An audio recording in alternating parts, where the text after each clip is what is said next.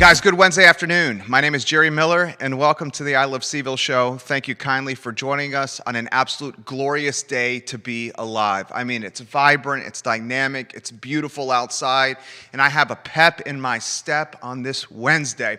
We're live in Charlottesville, across Central Virginia, the Commonwealth, the country, and the world on the I Love CVille Network. One of my favorite aspects of my work day is connecting with you guys through this dynamic platform, a platform that allows you guys to offer thoughts and perspective in the comments, through DMs, through tweets, through text messages, and I will literally relay those thoughts on air on the I Love CVille Show. We will adapt to your perspective, in fact, on this program. A lot we're going to cover on today's show, including a follow-up from yesterday's Charlottesville City Council candidate debate. Kathy Galvin was in fuego. Kathy, you are truly a Renaissance woman. The debate we hosted yesterday with Carl Brown in attendance, Juan Diego Wade, Brian Pinkston, and Yaz Washington was literally covered by every media outlet in town. In fact, I have today's daily progress in front of me here. The newly minted City of Charlottesville reporter Ginny Bixby covered the debate. Here you see it, front page, above the fold, and the whole premise of what we were trying to do with the debate was to bring the candidates and their platforms to you in an approachable fashion. When we put content on these devices, on smartphones, it's amazing how many people interact with the content. That's the entire premise of the network. Showcase the best of Charlottesville and Central Virginia on the network and allow you, the viewer and listener, to make up your mind and to go any direction you want with the content that's out there. We'll talk follow-up from the debate. We'll ask the question, will Nakaya Walker run again? We'll relay to you what Nakaya Walker relayed to me personally about her plans for running for re-election as an independent this fall. We'll talk credit cards and city councilors. There's a new plan in place for credit card usage on the dais and in City Hall. I think that is a direct impact of what we did here on the network when we called out what we thought was sketchy behavior, frankly. Sketchy behavior. Now the rules are clear-cut. So that sketchy behavior cannot happen anymore. We'll discuss those clear-cut rules today on the program. We'll talk Ralph Sampson, one of the most well-known Virginia athletes of all time, now a co-owner of the White Spot on the UVA corner. Can you imagine 7 foot? How tall is Ralph Sampson? I'm going to do a quick Google search on this. Ralph Sampson height. I mean, the guy's probably 7'4". Yeah, I was right. Ralph Sampson is 7'4". Imagine going into the White Spot for a double Gus burger, some onion rings, and a soda after closing down Coupe de Ville's, the Biltmore, the Virginian, or Boylan Heights, walking into the door, stumbling into the door, trying to get a little nightcap food action before you hit the hay, and a 7'4" man is behind the line flipping burgers for you. I'm not saying Ralph Sampson's going to be there every night. I hope he's there from time to time. But can you imagine the faces of UVA college students, of alumni, and of locals walking in the door and saying, there's a 7'4" man that's in the Basketball Hall of Fame, and he's making my Gus burger. We'll talk about that today, boys and girls, on the I Love CVille Show. How about Jamie Dimon making the proclamation today that this economic boom that we're going to have is going to be a reality not only into 2021, through 2021, not only into 2022, but potentially into 2023. Jamie Dimon, the legendary chief executive officer of JP Morgan Chase, on the record today saying the boom expected into 2023. I will dissect that statement and his predictions with Alex Urpí, Chief Executive Officer of Emergent Financial Services. Say it with me one more time. Emergent Financial Services and Alex Urpí. We will also talk yields. The 10-year yield seems to be stabilizing and dropping a little bit. As a result, we see some stabilization in the market. And how about the divide in big tech? Not all tech, big tech, the same. Facebook and Google popping, Netflix and Peloton a little bit vulnerable. We'll ask the question why on the I Love CVille show, along with Hubert Davis, the newly minted basketball coach at UNC, the replacement for Hall of Famer Roy Williams. Hubert Davis, a hell of a hire for the UNC brass in Chapel Hill. The first statement, I think, the first topic is something that I think is going to be something that's discussed in the news. I think we're going to make news again here. Folks, I'm going to cut to the chase, Judah. Okay? Judah Whitcower is our director. I'm going to cut to the chase. I'm going to run for Albemarle County Board of Supervisors. I'm going to run for Albemarle County Board of Supervisors in the Scottsville District. I live in Glenmore, which is in Keswick, on the east side of Albemarle County. I'm going to run for a seat that's currently held by Donna Price. I think Donna Price is a fantastic leader. She is dynamic. She has vision. She has the gift of human connection. She has the gift of bringing people together. She is the gift of galvanizing the community as a positive magnet that can lead folks forward. All the qualities we want in a leader. 2 Mondays ago, I met with Donna Price at Millie Joe's and had a one-on-one conversation with her. And I said, Donna, I think you're absolutely amazing, but I wanted you to hear this from me first. I'm going to run for this seat when it comes open in early 2023. I'm going to give you the aspects of my campaign here in a matter of moments. I'm going to answer this question first. Jerry, why are you making this announcement so early?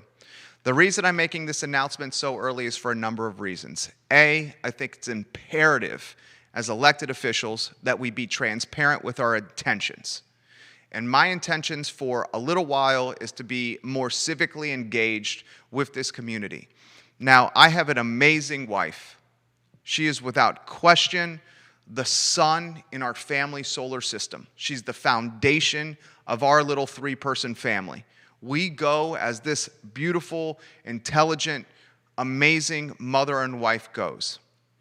And I wanted to run this past term when Donna was going for office, but if it was not the right time for my wife and I, because our little boy was 1 year old.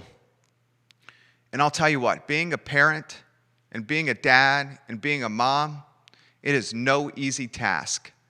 Parenthood is the best, hardest thing ever and the longest, shortest thing ever. If you're a parent, you know what I'm talking about. You don't realize that an aspect of your heart is missing, and I'm talking metaphorically here, until your child is born. And then when your child is born, your heart feels more complete and more fulfilled, and you cannot imagine life without your little boy or your little girl. We have a little boy who's 3. That being said, being a mom and a dad is so freaking hard. My wife is a stay-at-home mom, and I cannot imagine the trials and the challenges that she goes through every single day with a 3-year-old that's trying to figure out life. I'll cut to the chase. There are a lot of Monday mornings where I look forward to going to work. And it's not because I don't love my son, and it's not because I don't love my wife, but it's because being a mom and a dad and being a parent is hard. It's the best, hardest thing ever. It's the longest, shortest thing ever. There are days that seem like years, but then you reflect on the 3 years your kid has been on this planet, and you say, good Lord, where did that time go? The reason I'm relaying this personal perspective to you is because I've had the conversations with the 2 most important people in my life, my wife and my son, and they support this effort that will undoubtedly take me away from them. And having the support of your wife, your husband, your children is critically important if you're going to run a successful campaign and potentially get into office for 4 years. Now, what is my campaign going to be based upon? I am a small business owner. I started this business 13 years ago out of a condominium in the villas at Southern Ridge down 5th Street Extended. Put my life savings into this business. 6 months into this business, I had 0 clients, and my life savings had dwindled down to nothing. I was living off double cheeseburgers from McDonald's because they were about $1.04. When I wasn't doing that, it was the Panna Garden buffet with Ziploc bags, and I was taking those Ziploc bags and I was scraping food off the plate into Ziploc bags when people were not looking, and those leftovers were the food that I would eat for days and the food I would feed to my dog, Lucy, for days because I could not afford dog food. It got so dire, the circumstances of launching this business in 2008 during a housing recession, that I had to rent 2 rooms in this 3-bedroom condo to 2 of my best friends, giving them rent below market. They won, but utilizing that $800, $400 per room to keep me from defaulting on the mortgage. Long story short, my second client ever, and I will always be grateful to this man, Andy McClure, my second client ever. At the time, Andy McClure owned, and someone tag Andy McClure. Someone tag Andy McClure or Julie McClure on this feed so they can hear this, please. Andy McClure, my second client ever. He, at the time, owned the Biltmore.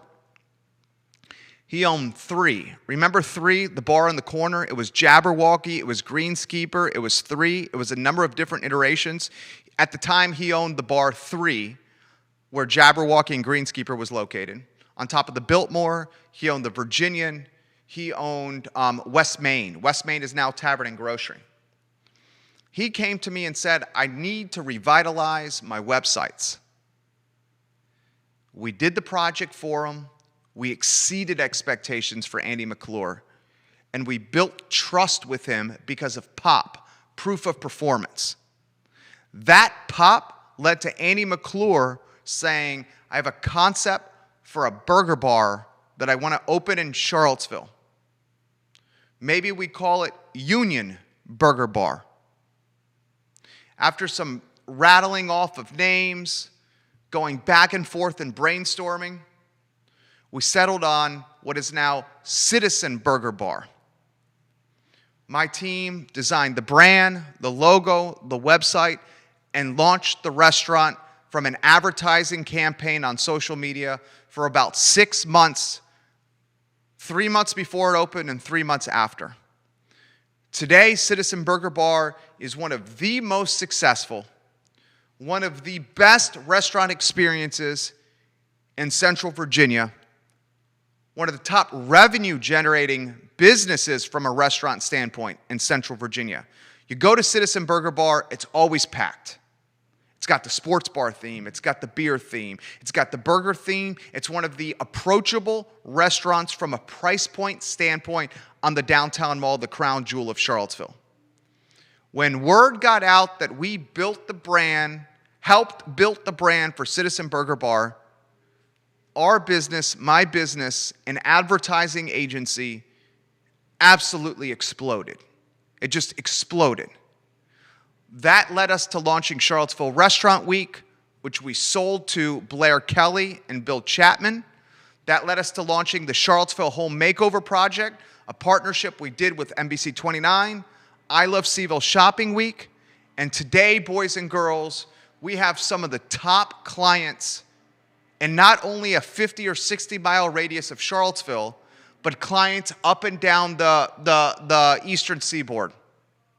We hop a plane to New Providence, New Jersey to service businesses in New Providence, in Morristown, clients in Richmond and North Carolina.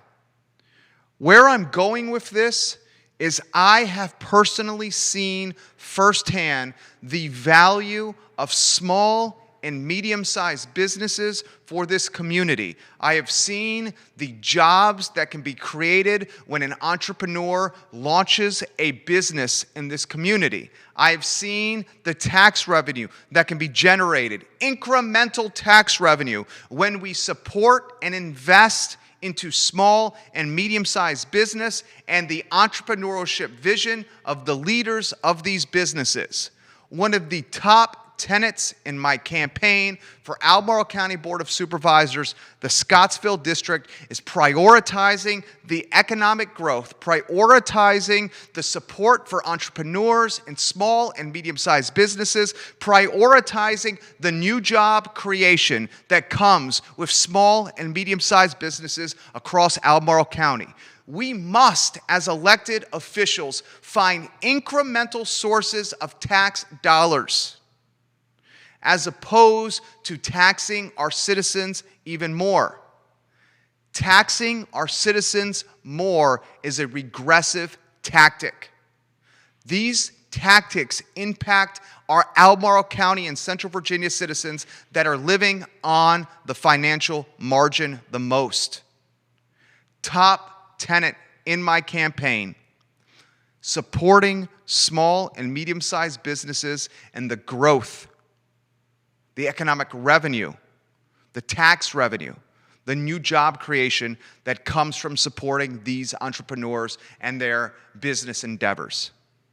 A couple of other elements from my campaign are the prioritization of reliable and ubiquitous public transportation across Albemarle County, the prioritization of broadband internet across Albemarle County, the prioritization of school and early start funding across Albemarle County, the improvement of the relationship between Albemarle County and the city of Charlottesville, and folks, the prioritization of sports tourism across Central Virginia. 6 key tenets. Sports tourism creates incremental tax revenue, and it showcases the beauty of Central Virginia for those that are playing these sports across the Mid-Atlantic. In May, my buddy Andrew Mavraganis and I are heading to a pickleball tournament in Henrico. This pickleball tournament has nearly 700 players. These 700 players are spending money in the restaurants, getting hotel rooms, spending money at the convenience stores, and they're visiting Richmond and Henrico and taking in all the potential and beauty that these municipalities have to offer. I'm going to ask you this question. Why are there no Mid-Atlantic soccer tournaments, baseball tournaments, lacrosse tournaments, basketball tournaments, pickleball tournaments, mountain biking tournaments in Albemarle County and Central Virginia? Should we not, as elected officials, utilize concepts that are innovative, that are new, that are not being considered to drive tax dollars to the municipality, as opposed to going to county residents and saying, give us more of your hard-earned dollars? This is common sense to me. Should we not be prioritizing broadband internet? There are students in Albemarle County that have dial-up internet. There are students in Albemarle County that don't even have internet. They're having to go to hotspots to download their homework and then take that downloadable homework back to their home where they study from their desk because they have no access to broadband at home. That is bogus. And that furthers the economic, educational, and social divide in this community. Explain to me why reliable and ubiquitous public transportation has not been prioritized across Central Virginia. And maybe this is not a government option. Maybe this is a public-private partnership that is created with government and an entrepreneur that can solve this dilemma, because entrepreneurs love to be in the private space where they can make decisions like I do on the fly. Why do we not have reliable transportation, reliable broadband, reliable early start funding for schools?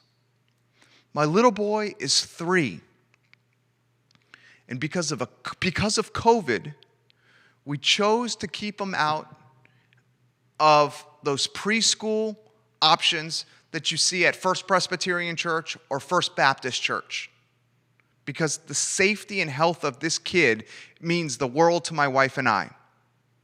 He starts in September at First Baptist, half a day. The reason I'm bringing this up to you is we now have him involved in a hot shots soccer program. He's in the 3 to 5 age group. The majority of the kids in this hot shots soccer program, he's the youngest by far. The youngest by far. Okay? We had to persuade folks to allow him in there because he actually missed the cutoff by 3 or 4 days. I think the cutoff was April 1 and his birthday's in March. The youngest by far in the 3 to 5 group. I see my little boy, who has not been in this preschool setting before, challenged by following the rules in this soccer program. Trey, sit on the spot. Trey, listen to the coach. Trey, here's the drill we're doing. Trey's picking dandelions. Trey's looking to hang out with mom and dad because that's what he knows. Trey's not sitting on the spot. Trey's not kicking the ball in the goal. And I ask myself, why is that? And it's because the other students in this 3 to 5 program have had experiences in early school settings. I immediately, after a few weeks of seeing him in this soccer program, saw the tremendous value that comes with getting our children into a school setting as early as possible. Now let's take it a step further and extrapolate what's happening. We have students in Albemarle County. We have students in the city of Charlottesville, students in Central Virginia. Their first time going to school is kindergarten. Kindergarten. Kindergarten. How can the kids whose first time of going to school is kindergarten, how far behind are they when compared to the kids who've been going to preschool, ACAC, preschool, First Baptist, preschool, Covenant, preschool, YMCA, preschool, Presbyterian, preschool, whoever, wherever, since they were 2?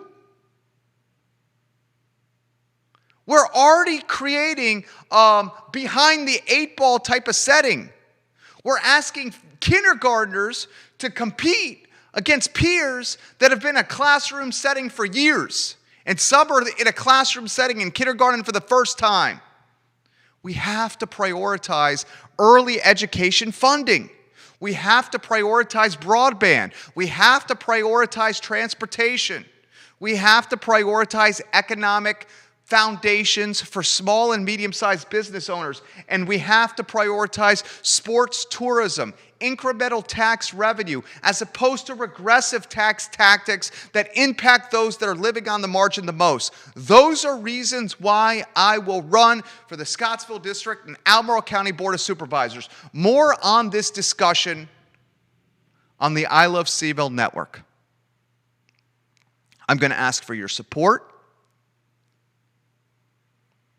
I'm going to ask you for your support from a campaigning standpoint, from a voting for me at the booth standpoint, from a fundraising standpoint.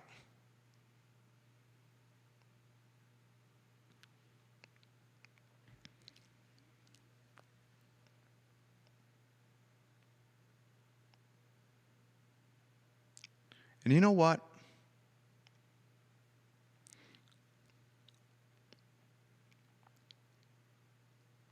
I'm going to cut to the chase here.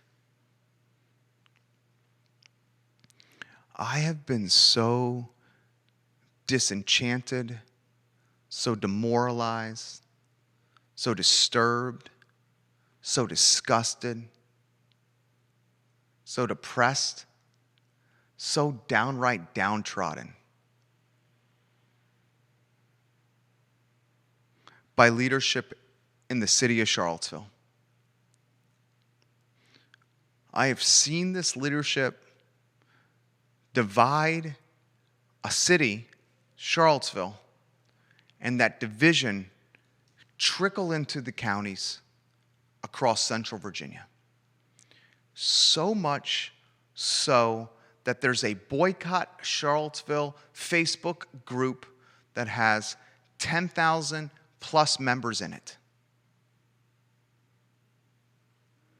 All these reasons have compelled me to not only talk the talk, but walk the walk. You don't run for the Board of Supervisors for the money. You get paid $16K a year.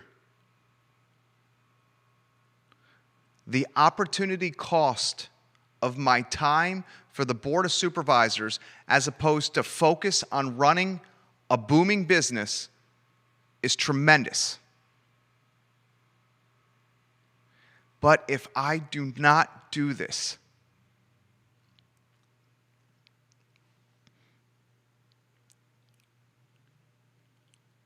I would feel like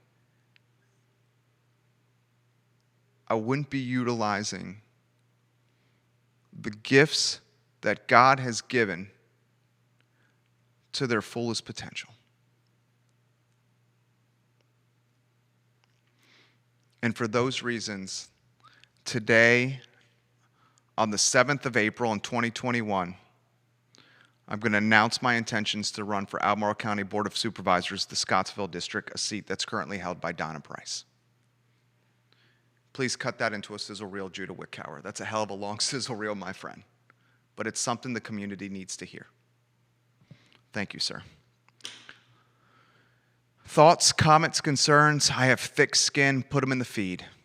Thoughts, comments, concerns, I have thick skin, put them in the feed. I'm still going to cover, but I'm mindful of my friend Alex Urpí's time, so I'm going to bring him into the mix here in a matter of moments.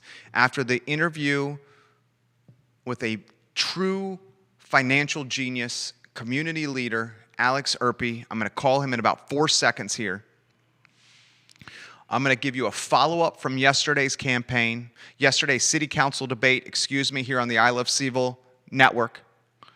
A debate that is on the front page of the Daily Progress right here. See it? Above the fold. On NBC 29, CBS 19, and soon to be Charlottesville tomorrow.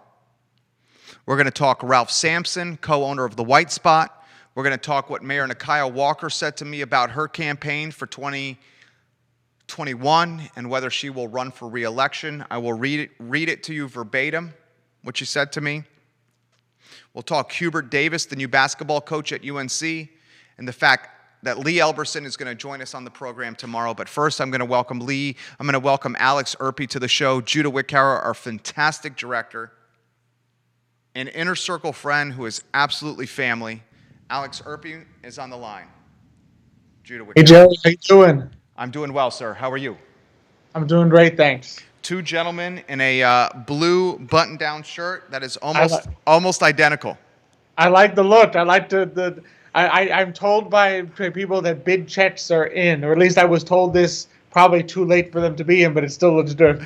You, my friend, always look good. I think the show is that the shirts are almost identical, and two Cubanos with tan bronze skin today on the program. All right, I'm going to get out of your way. Jamie Dimon, a CEO that I would say is arguably one of the most recognizable. We got the CEO of JP Morgan Chase today on CNBC saying this economic boom, Alex Urpí, not only 2021, not only 2022, but potentially into 2023. I mean, that's a hell of a prediction. What do you think about this?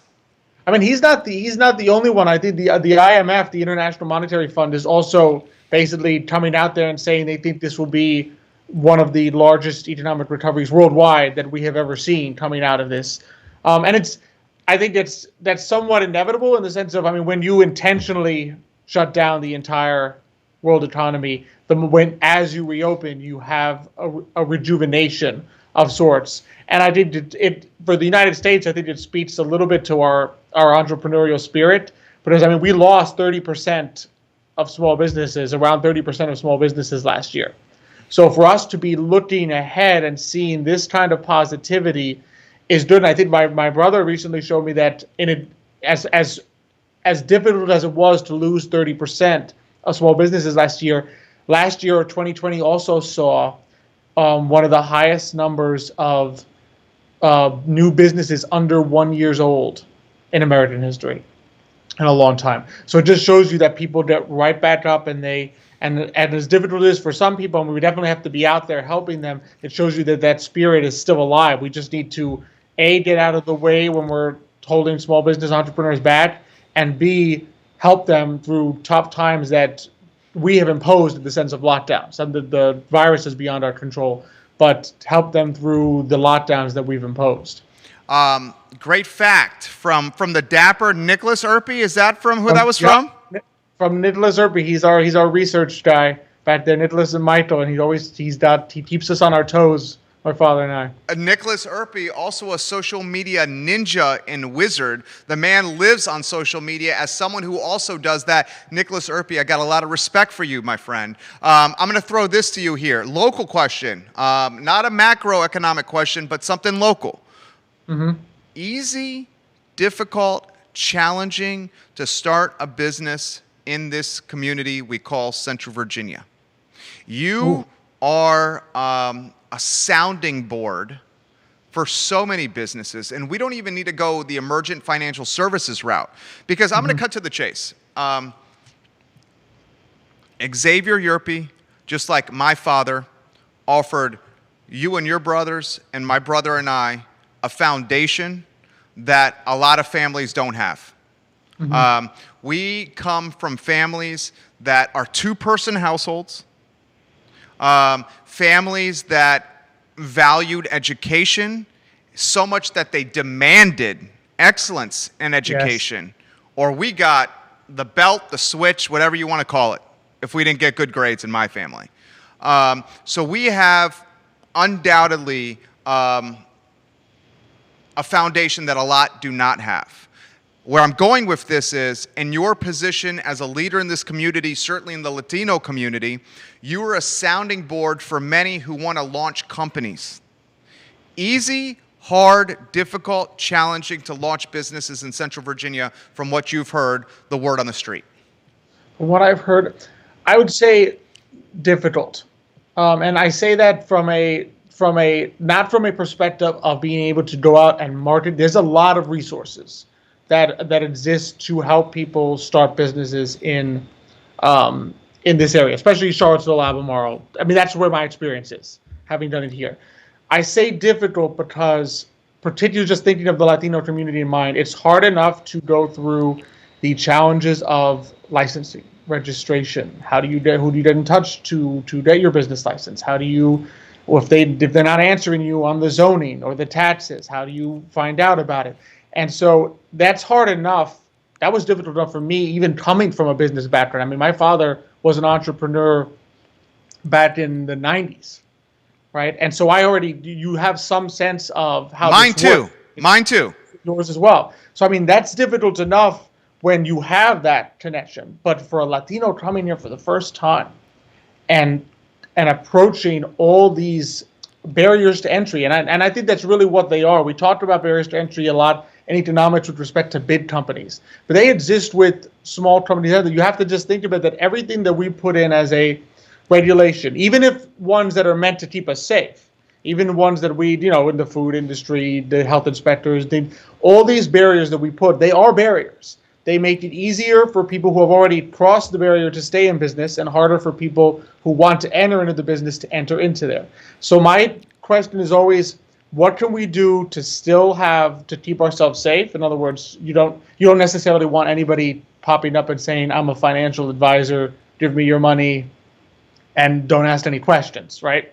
But what can we do to make sure that small business owners, people who have these dreams, don't get hampered up and in all this red tape that can be there? And sometimes I think that's the challenge that we have to push through. It's hard enough. I mean, for Latino entrepreneurs, I know they're working. I mean, they are up before dawn.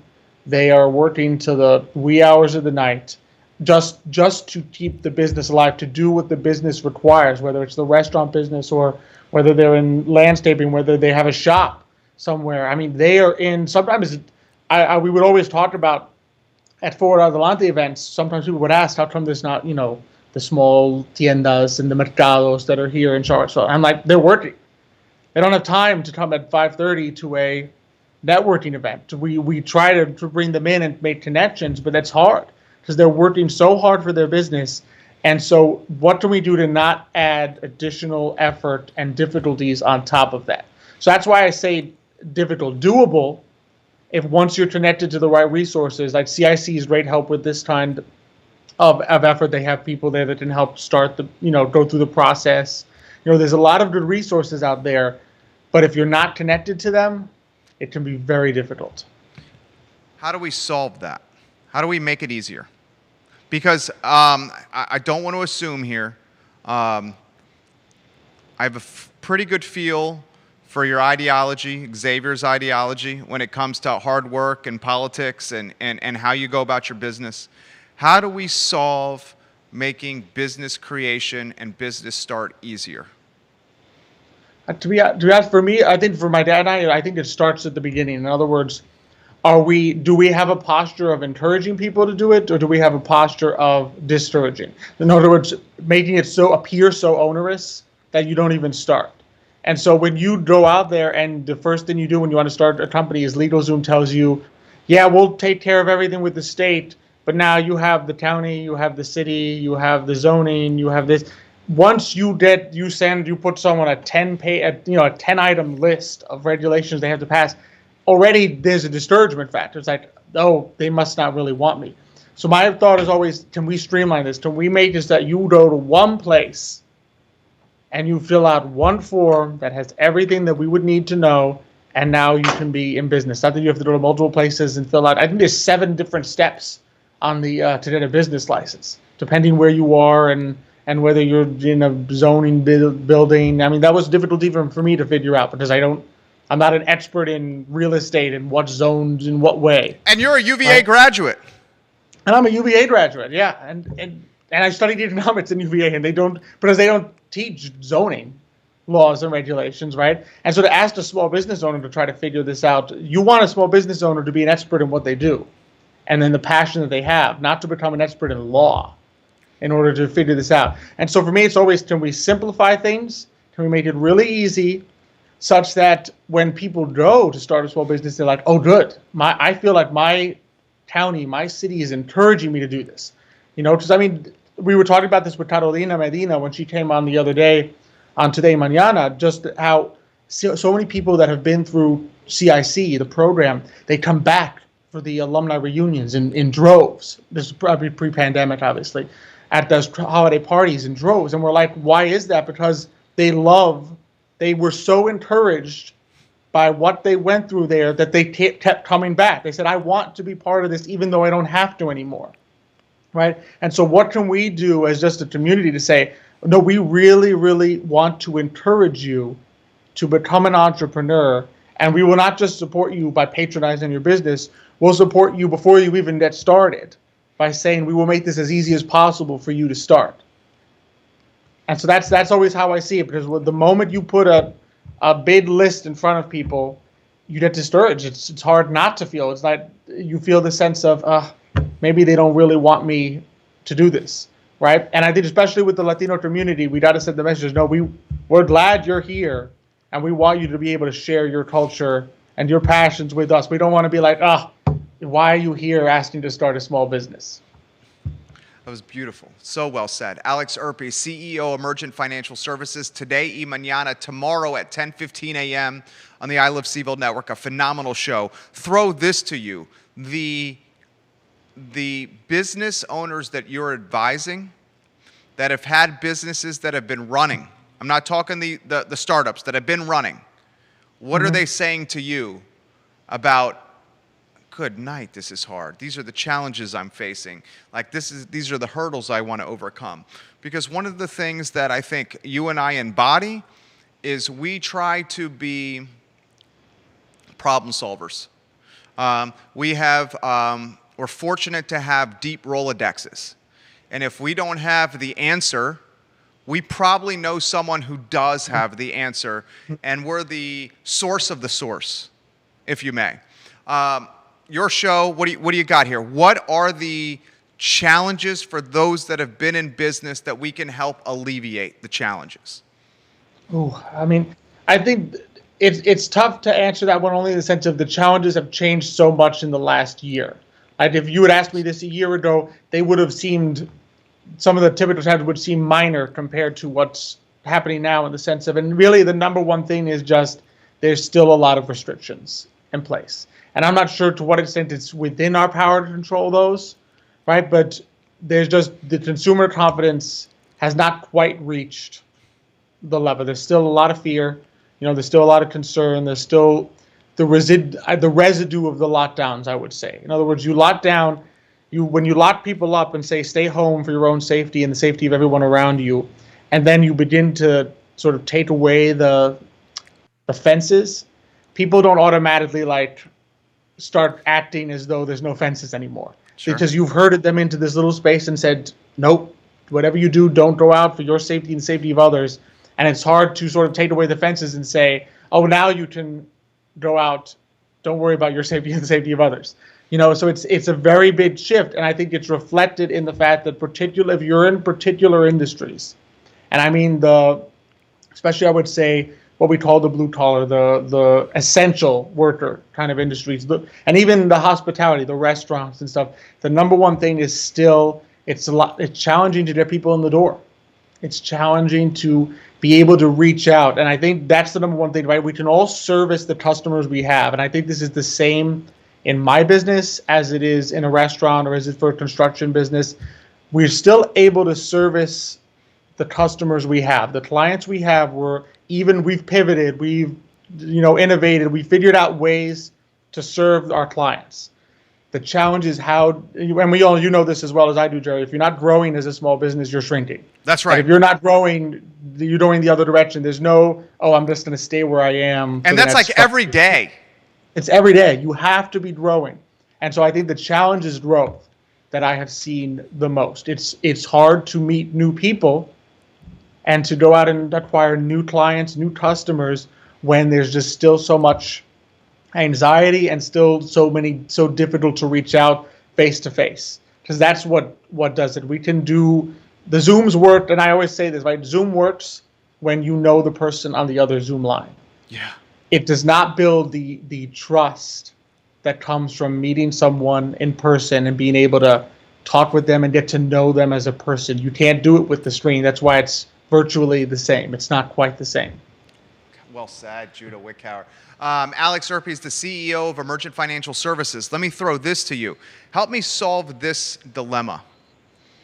A lot of my friends and colleagues that are business owners, in particular food and beverage, hospitality, breweries, vineyards, they are saying to me, we cannot find people to hire to run our businesses. I was talking with Peter Castiglione, the owner of Maya Restaurant, and he says they have a tremendous staff shortage. Wilson Ritchie is probably the most prolific restaurant owner in this community. I'm going to not name all his brands because he has so many. I probably will forget some. The Whiskey Jar, Cafe Frank, Wilson Ritchie, Bebedero. Wilson Ritchie, the Milkman Bar and Dairy Market. I mean, he's got so many restaurants. Wilson Ritchie's amazing. He can't find enough people to run these brands and these restaurants. What's going on here? It's difficult to say. I've seen a lot of, it's true, I have seen a lot of for hire signs in a lot of places that I have been frequenting. And just when I walk around downtown, sadly, there's a lot of empty shops, but in the ones that there are open storefronts, there's a little help wanted sign. And it's just, it's difficult to say. I would definitely encourage, I don't know how many people know about this, but there's a great program run out of PVCC called Network to Work.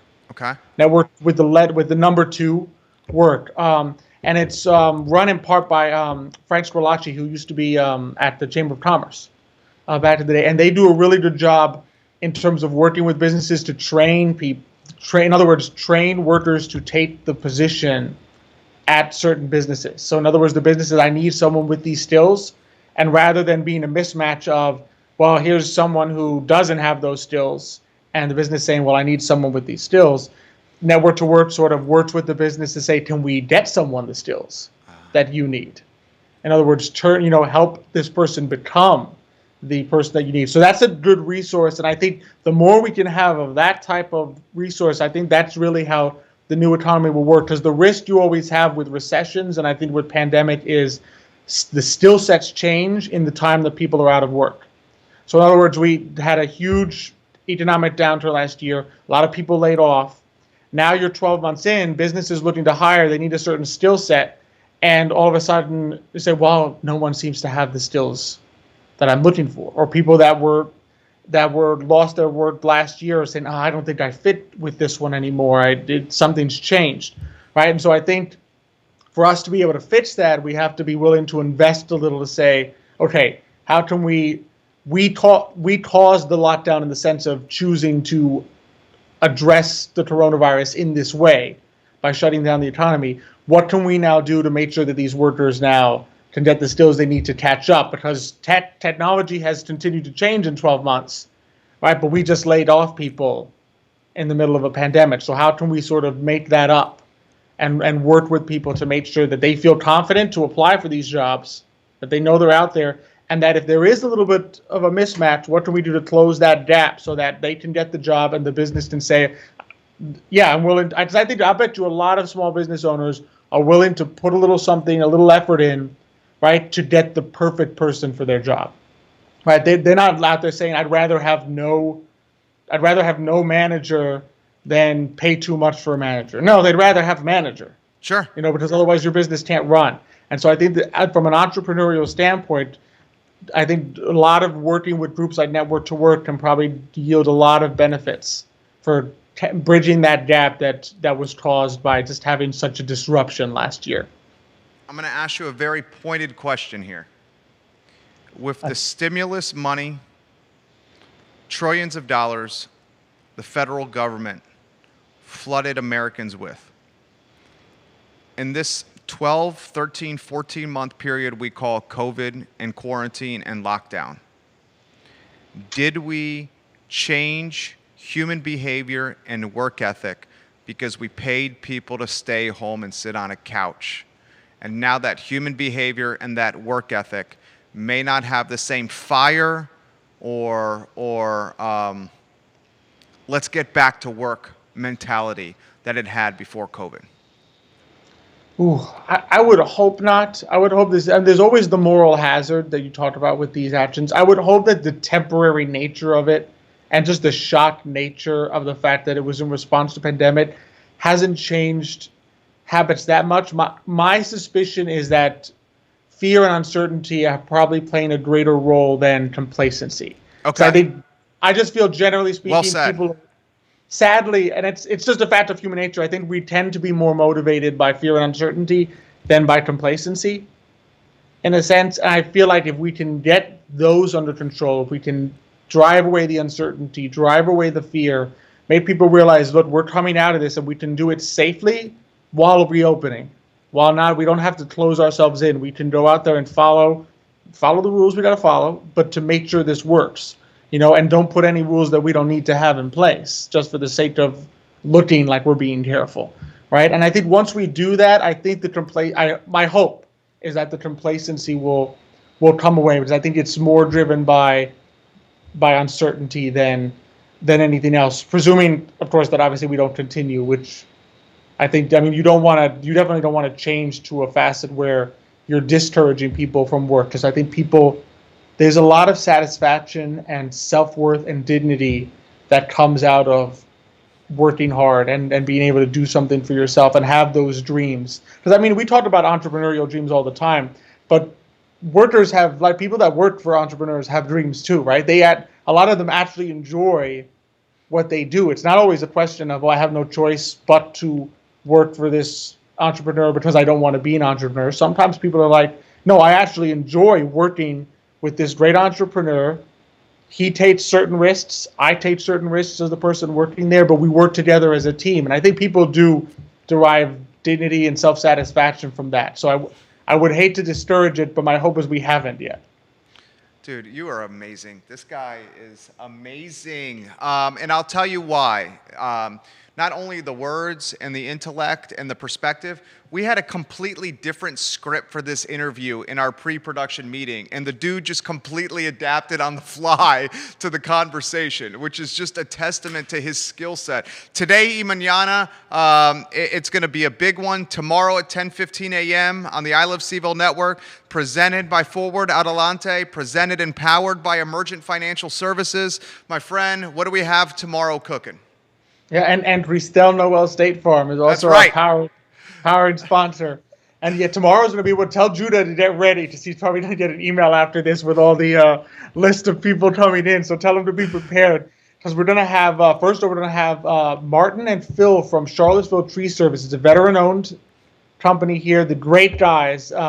We've known them for a while. It's going to be a lot of fun just to talk entrepreneurship, how they started this business, what they do. That'll be, I think, a good time, because they're really great guys. Paratroopers former paratroopers turned tree service. Wow. Guys, so that'll be a lot of fun. We're also going to have Francoise from Revelation Vineyard.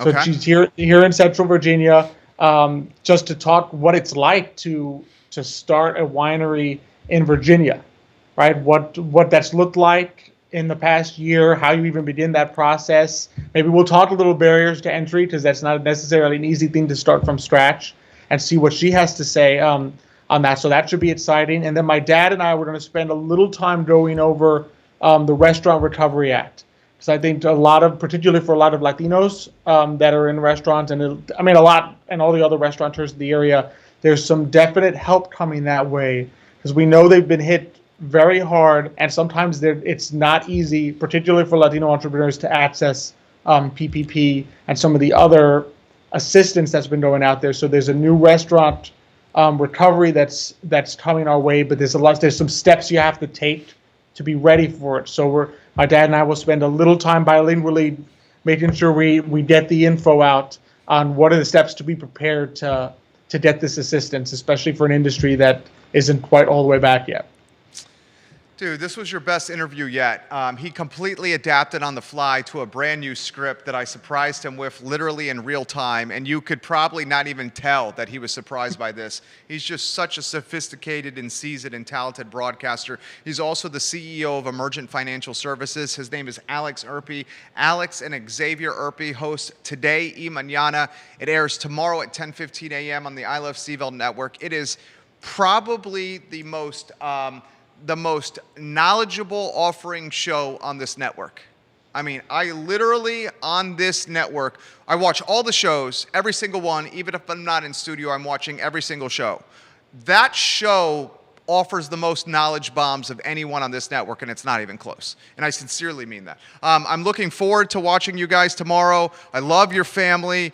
Please give props to Nicholas, not only on the facts today, but on his social media skill set. As someone who does it for a living, I see what he's doing, and the dude has skills. He puts in a lot of work to. I can tell. That all from scratch. He just put in the work to figure that out, how that works. But I please tell him I'm very impressed. Thank you so much. Will do. Appreciate it, as always. We'll see you tomorrow, friend. We'll see you tomorrow, my friend. Take care. Take care. Alex Urpí, guys, CEO of Emergent Financial Services, A-plus people. Watch the show tomorrow at 10:15 a.m. It is darn good, guys. All right, a lot I'm going to cover today on the program. And Judah, we're going to pick up the pace and tempo. We have What's Barking Local, Patty Zeller's show that spotlights everything positive in the animal community in Central Virginia at 3 o'clock today. And I have 2 contracts and a conference call that I got to do between now and 3 p.m. So we're going to pick up the pace and tempo on a couple of topics that I think is important to get out to you. Yesterday, we hosted a Charlottesville City Council candidate debate. It went flawlessly. It went flawlessly because of Kathy Galvin's organization and her ability and talents behind a microphone, and it went flawlessly because Judah Wickower is a fantastic director and man behind the camera. The candidates were respectful of each other. They disagreed, but they did it in respectful fashion. That's something we need on council now. Carl Brown, Brian Pinkston, Yaz Washington, Juan Diego Wade, all in studio yesterday for 2 hours. I encourage you to visit ilovecville.com, where you can watch this 2-hour debate at your leisure and get informed. The Democratic primary is June 8th. The general election, I believe, is November 2nd. An incredibly important election. The next question we must ask is, will Nakaya Walker run again? She has been silent since Nakaya and I went back and forth on Facebook about her credit card usage when I called her out for sketchy behavior. That sketchy behavior and us on the I Love CVille Network calling the mayor out has led council to have clear-cut rules and guidelines to what is allowed for credit card usage moving forward. City Council has approved $1,000 per councilor in discretionary funds. It was approved Monday with a 3-2 vote. Lloyd Snook and Nakaya Walker voted against it. Michael Payne, Cena McGill, and Heather Hill voted in favor of it. Nakaya Walker wanted the ability to spend the money without approval whatsoever. The $1,000 allowance per city councilor must be approved. Must be approved before the money could be spent. She called that restrictive and paternalistic.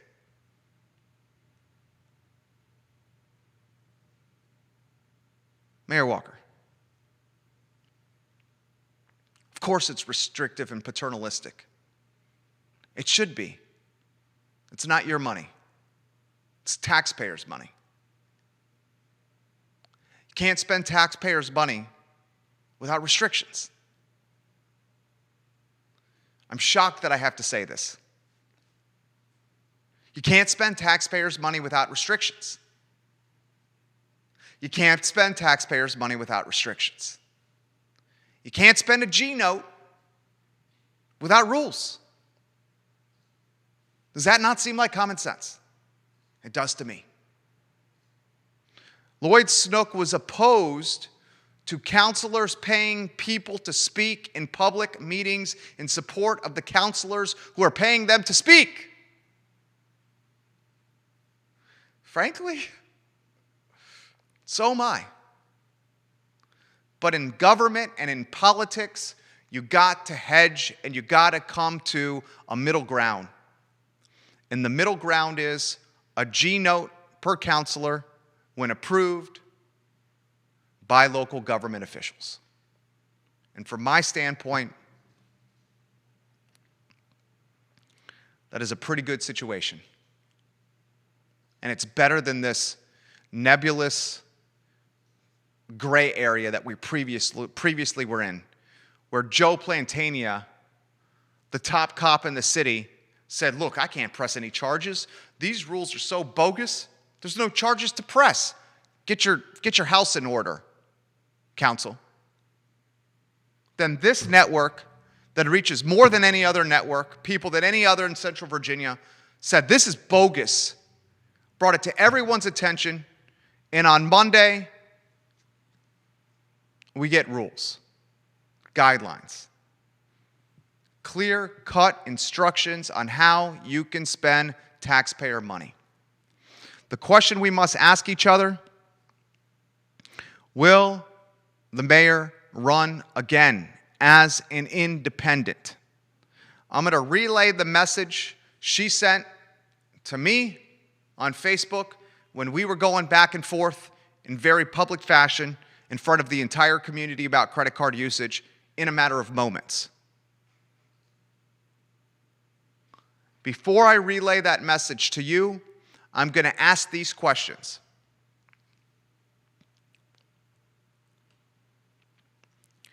Will it be difficult for the mayor to run for re-election when she knows the likelihood of her getting the mayor moniker again is slim to none? Lloyd Snook, Cena McGill, and Michael Payne will stay on council. They're not even halfway through their term. 2 new seats are opening. The 5 people on council determine who the mayor is going to be. The mayor called Michael Payne a racist a couple weeks ago. The mayor cannot coexist with Lloyd Snook whatsoever. And the mayor called out Sina McGill a couple of weeks ago as well. The likelihood of her getting 3 people to name her a mayor again if she is reelected is slim to none. So the question I ask you, will Nakaya Walker run for re-election when she knows the likelihood of her being named mayor again is slim to none? I'm just going to ask that question to you. Second question I'm going to ask to you. Will Nakaya Walker run for re-election when she knows the 3 people that will stay on the dais for 2+ more years, Snook, Payne, and McGill, those 3 people she's throwing under not the bus, not a tractor trailer, but like a tank, an army convoy of tanks she's throwing under the metaphorical army tank of convoys. That's how much she's throwing them under the bus. A convoy of tanks. Will she run for re-election when she knows there's 3 people on the dais that frankly have tremendous bitterness toward her? The next question I'm going to ask you.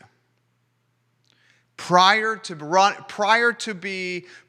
getting elected to council, Mayor Walker was a part-time employee in the Parks and Rec Department.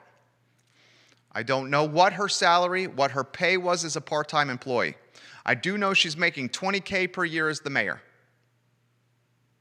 Here's the question. The $20,000 she earns as mayor per year of Charlottesville, how important is that $20,000 to paying and covering her overhead?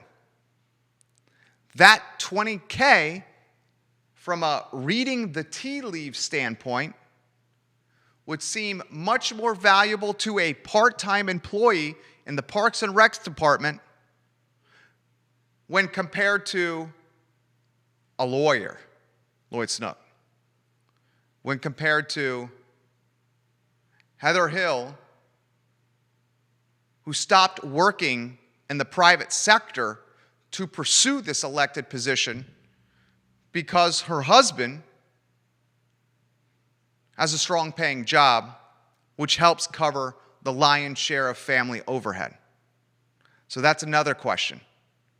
How much is this $20,000 worth to the mayor in inspiring, encouraging, or motivating her to run and seek re-election so she can meet her household overhead? Now, this is what she said to me when we were going back and forth about the credit card issue. It's a screenshot that I'm going to read verbatim, okay, J-Dubs? Jerry,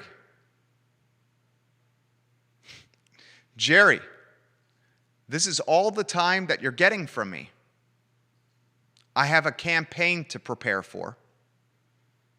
If I'm convicted of whatever it is that I'm alleged to be guilty of, the entire community will know. If my 4 colleagues change the credit card policy, someone will donate the gift cards. Either way, they will get what they deserve for their time, and I'll figure out a solution. That was in February. Jerry, this is all the time you're getting from me. I have a campaign to prepare for. That's the last statement she's made about running again. Here we are on the 7th of April, 2021, and I'm making my intentions clearly known that I will run for Albemarle County Board of Supervisors, Scottsville District, 2 years in advance. Here we are, the 7th of April, May, June, July, August, September, October, November, less than 7 months away from the general election, and we do not know what the most influential elected official in Central Virginia is going to do from a re-election standpoint. Next topic, J-Dubs, Ralph Sampson.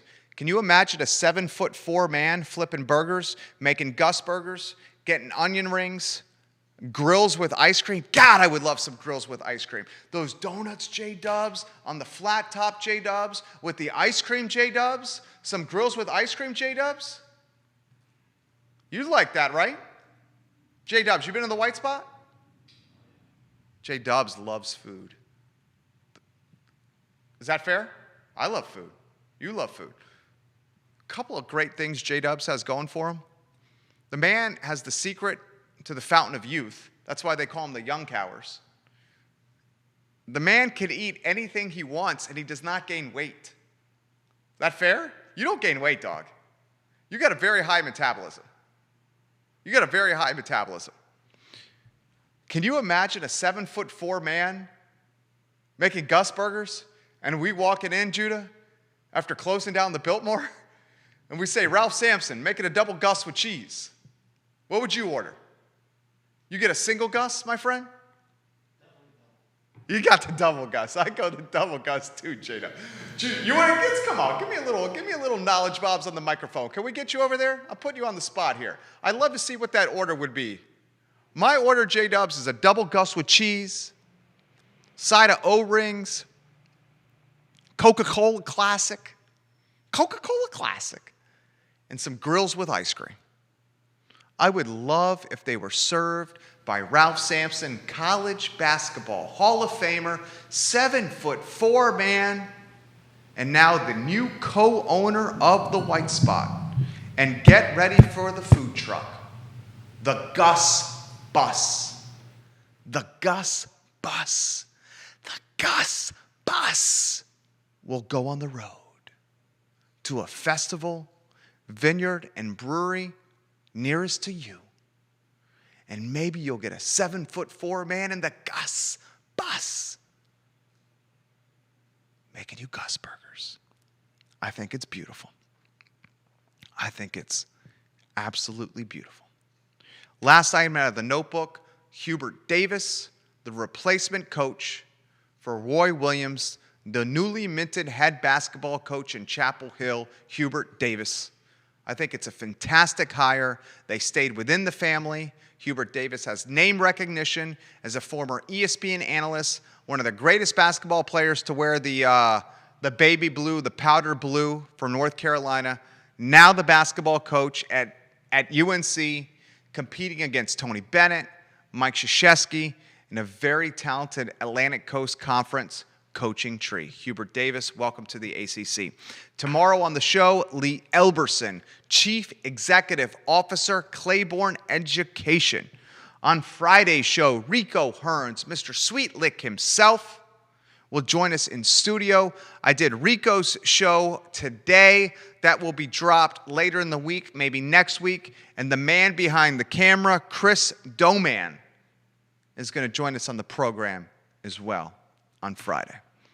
Folks, I will also do Charles Lewis, Razor Robinson, and Max Robinson's show, in my humble opinion, on, I'm looking at it right now, May 23rd. Is it May 23rd? No, I don't think it's May. I'm looking at my calendar. Hold on. We just confirmed this. Yeah, it's May 23rd, right? I will be on, in my humble opinion, May 23rd. Real talk, baby. Real talk. If you're just tuning in, I'm going to run for Albemarle County Board of Supervisors, Scottsville District. We will cover that throughout the next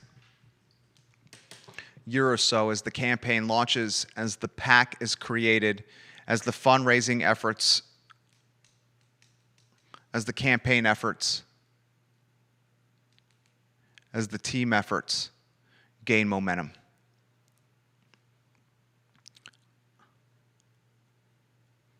I plan to make an impact. I plan to work my ass off. I plan to win. I plan to win. And I plan to commit myself to 4 years of bettering Albemarle County from a civic standpoint. I will listen to learn instead of listen to talk. I'm excited to huff some new young blood into the Board of Supervisors. I think I may be, if elected, the second youngest to ever serve. Maybe the youngest, in fact. I think I might be the youngest at that point to ever serve on the board. I'm going to ask for your help. I'm going to ask for your help. I'm going to need your help. But if you help me get elected,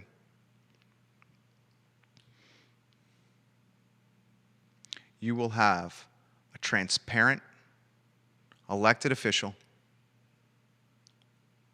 that will utilize a platform like this to better the community. Someone who is willing to help lead, find solutions, and make Albemarle County a better place for disenfranchised, for those without voices, for those that go unheard, and for those that are atop the financial pecking order as well. My name is Jerry Miller. This is the I Love CVille Show.